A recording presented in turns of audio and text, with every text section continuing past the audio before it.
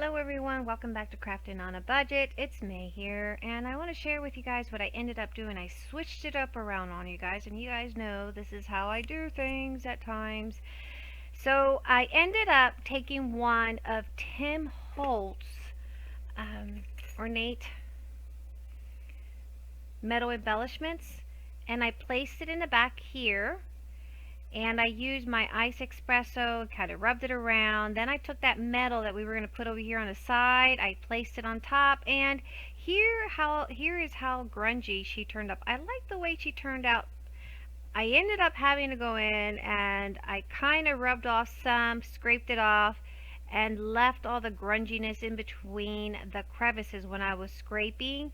Then I took the ice espresso and rubbed it through. I also took some of the gilded paste of the patina color, and I rubbed some on both. I took one of Tim Holtz labels here, and I embossed it with Seth Apter's Baked Textures. Then I went around the edges with the Vintage Photos and the Ice Espresso rub. I took a piece of cheesecloth and laid it on top, and then I kind of pile these on there. Now for the side, I will be doing a little mini video tutorial on how I did this. So you guys know I have my little beads that I wrap up, and basically what I do is I take torn up pieces of a book and I take a toothpick, wrap it up really tight, and I come up with these little beads. I use Mod Podge to stiffen it up. Once I have that, I run like a 24 gauge piece of metal through, I loop it around, wrap it, and then I put in a bead, a spacer, my little paper bead, another spacer, another bead, and again I wrap it around. But this time what I do is I come back down and I wrap through all the laces and stuff. So here's the little yarn. This is actually an eyelash yarn that I have, and I just wrap it around, I glue the ends down, and then I take my wire and just wrap it around, and I did that. I thought that was pretty cool. For this one, I had thought about changing the color, so I just went ahead and created a whole entire new one for this. So I'm going to be putting that down here. I attached one of the Tim Holtz Halloween metal embellishments, and this was gifted to me by Young Sue. She's so sweet. And I am just going to use my Fabri-Tac, but before I do that, what I do is I just put a big glob of Fabri-Tac there, hold it in place. You can put a rubber band, kind of tie it around, let it hold in place, and then let it dry, and then you can move on forward. So here's what I did in the inside.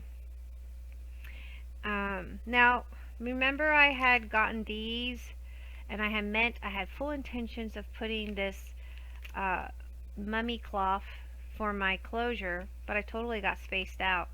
Put a little bit of an piece of applique here, and it has a little tuck pocket there that you can tuck something in. This is a little piece of extra trim that I had laying around. Here's more of those little ephemeras. And I just kind of went in, and here's one of those little eyes that Young Sue gifted me. I thought it was perfect for that. Put Boo, because when you open it up, Boo, right? More ephemeras glued on, a little tag. Here's that witch one. Put it there with a button, some cheesecloth. Here's another one I did with, I cut out one of the little skeletons, folded that in, and you can tuck something underneath there. Another piece of scrap trim, glued it on.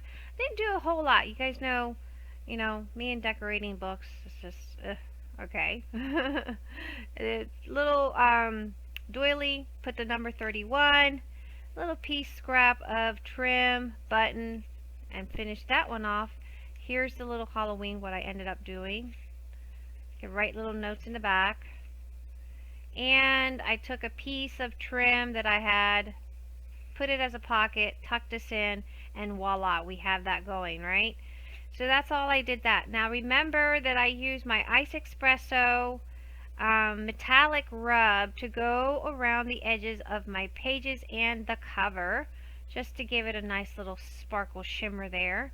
Now I'm going to go ahead and tie this up. And then you have, I need it tighter, but for now that's what I'm going to do. And then if you guys have this one, and I might do another one that's kind of silver, and you have one of these, that'll look pretty cool. Isn't that cool? I think that'll look cute. So you guys can do that. So I'm going to go ahead and glue down this little piece here. I'm just going to use my Fabri-Tac. So I'm going to go right in here.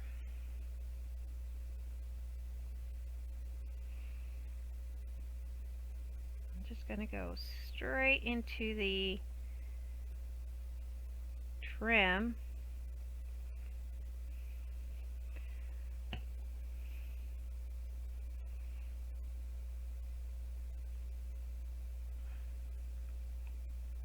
And then I'll let that sit for a bit.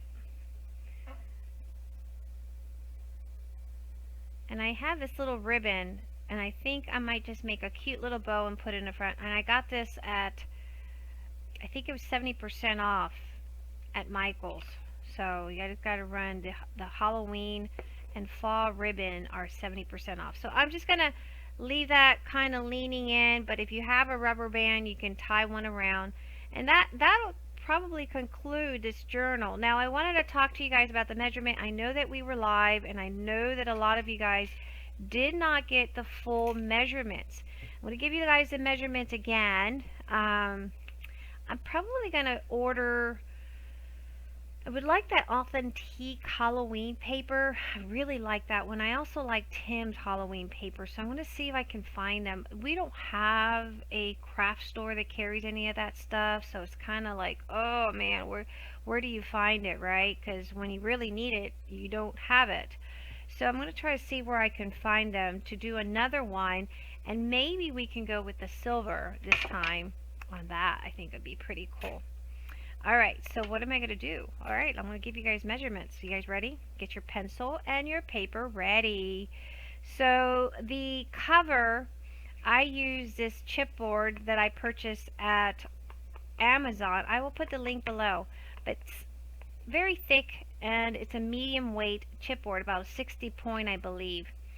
And I also use some craft card stock, because this is what I liked using for my bases. It's very strong and thick, and I love them. Okay, so what you're going to need is 2 pieces of chipboard that is 2.5 inches, 2.5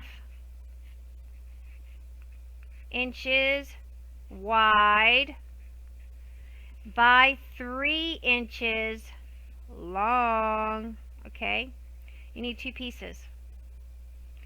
Then you need 1 piece that is 3/4 of an inch wide by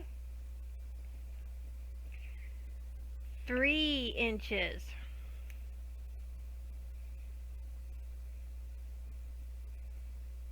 Okay, 2 at 2.5 by 3, 1 3/4 by 3.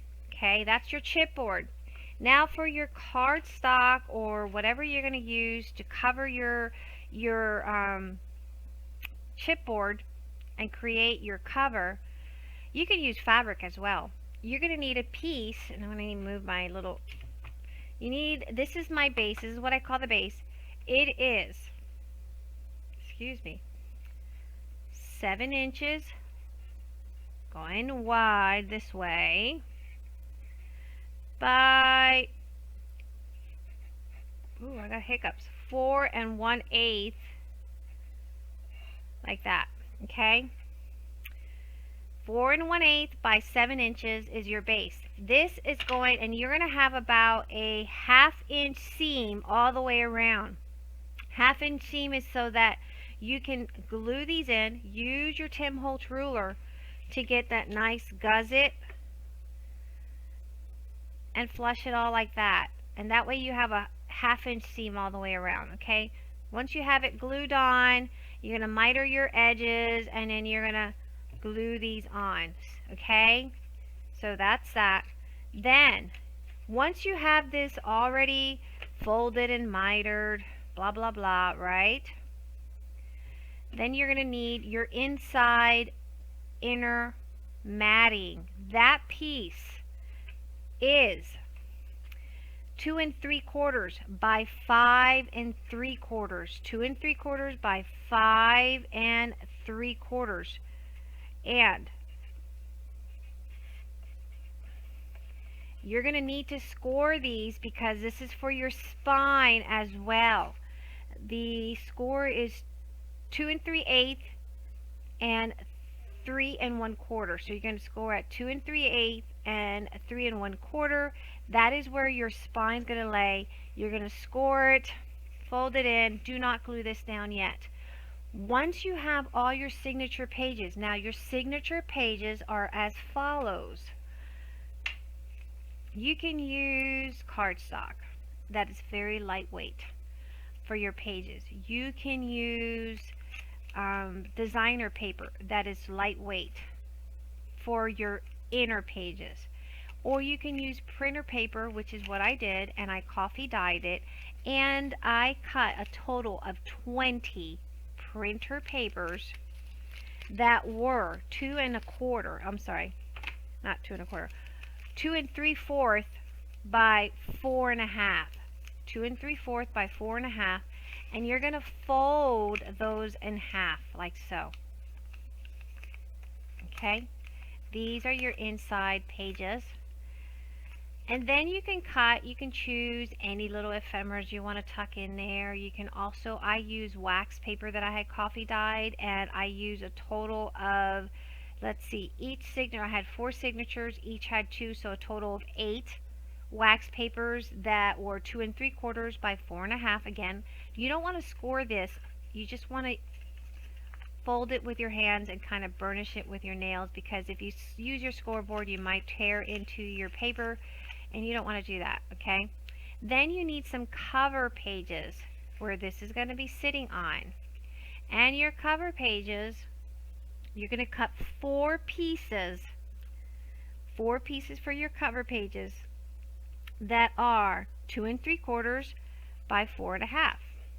4 pieces. And when I see your cover pages, those are the decorative cover pages that's going to hold your little coffee dye paper, and it creates your signatures. You'll have 4 signatures.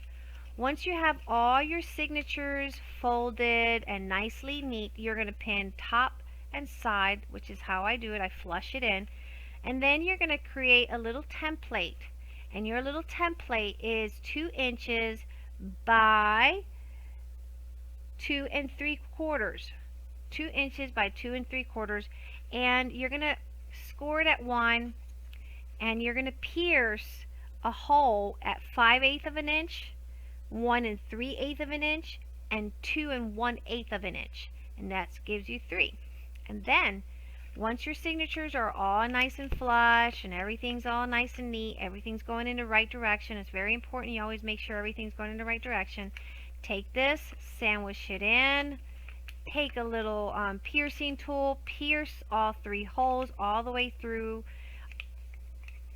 all 4 stacks of your signatures. Once your signatures are complete and pierced, you're going to take your wax thread. You're going to start from the outside, which is the outside of the cover.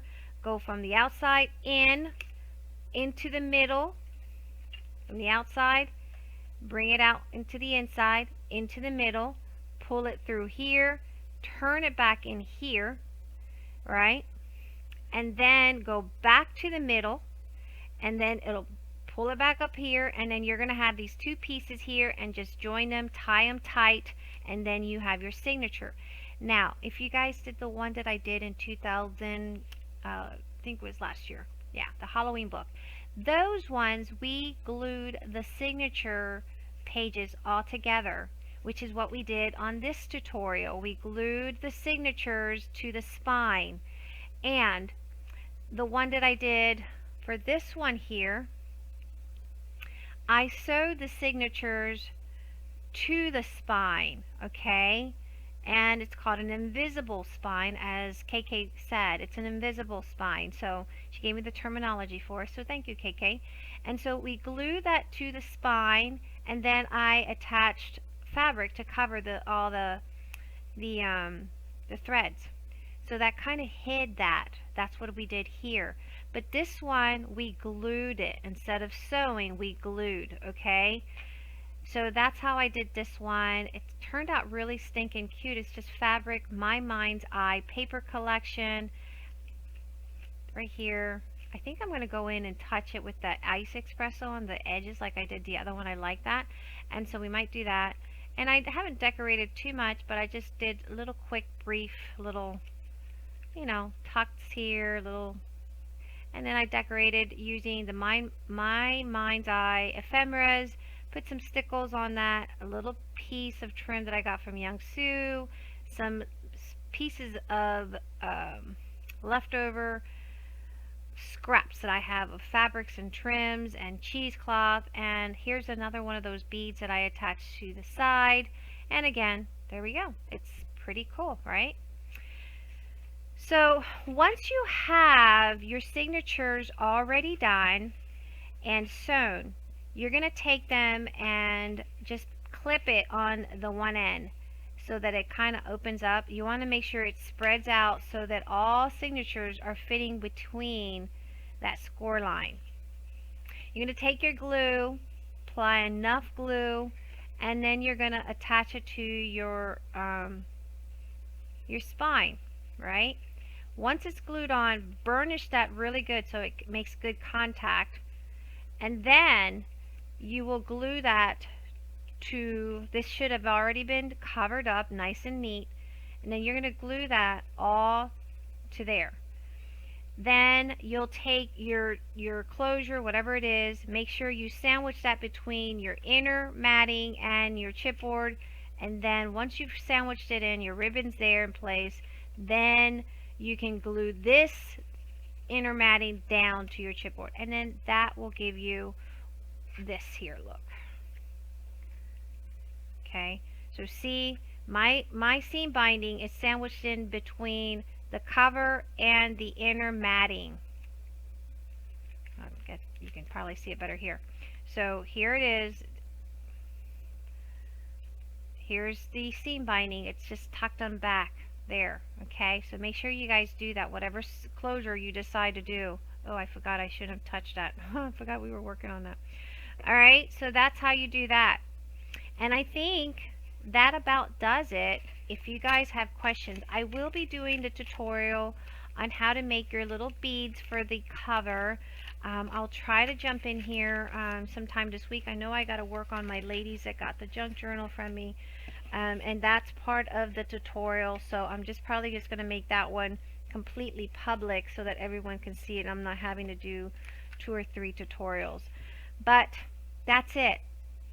Pretty simple, pretty easy. Either you stitch it on and do an invisible stitch, or glue it on straight to your spine, and you'll create a beautiful, beautiful piece of mini journal that could be tucked in. And I love the way it turned out. I particularly love how this came here because it looks really grungy. Just love it, love it, love it. So once this dries up, I'll probably come in with a little bit of a ribbon or something. I'm not sure, maybe not. And maybe, or some cheesecloth, put it through the little hoops and tie it on, make a cute little bow. Not sure, we'll see. I'll take some pictures of it for however I finish it off and show you guys. But I love the way it turned out. Don't be afraid to experiment with various different sizes. You can make it as big or as small as you want. And again, just make sure that you glue, once your signature pages are all shuffed and flushed together, make sure that glue, whether it's hot glue or the Fabri-Tac, I would prefer you use Fabri-Tac, let it dry completely before you attach it to your inner matting. Okay, once this is done, you put your glue on these two, hold them together with the paper clip or the binder clip, then attach it to this, and then make sure that's completely dry before you glue that down to your base. Okay, so remember, this is our base and this is our inner matting. Okay, so I hope that's pretty much explains it. If you have any questions, I will try to do another journal similar to this recorded so that you guys get a better idea. I know that live sometimes is kind of a little hectic and crazy. You don't get, I try to jump in there and give you guys the instructions, but I know sometimes things happen. So I'll try to do another one if I can find a better Halloween paper collection that I like, because I really didn't like those two that I picked out. It was my only option. I had no other option. So I try to see what I find. If I don't find anything, then I guess I'll just do something else that's maybe Christmassy. I don't know. But I'll try to look. I just don't know, aside from ordering online, which was, it's going to take, well, Halloween's only 18 days away. So aside from ordering online, and I checked with my Rusty Crown, they don't have the Halloween paper stash. Um, Scrapbook.com, I think they were out of the 8x8. So I have to see where I can find either the authentic Halloween or maybe the Tim Holtz Halloween, not the abandoned Halloween one. I didn't care too much for that. But I'm trying to find it. If I do find it, I'll try to create something for you guys that you guys can get an idea of how to put this together. But I think it came out stinking cute, and I can't wait to see what you guys create. Let me know what you guys think. Till next time, guys. Bye bye.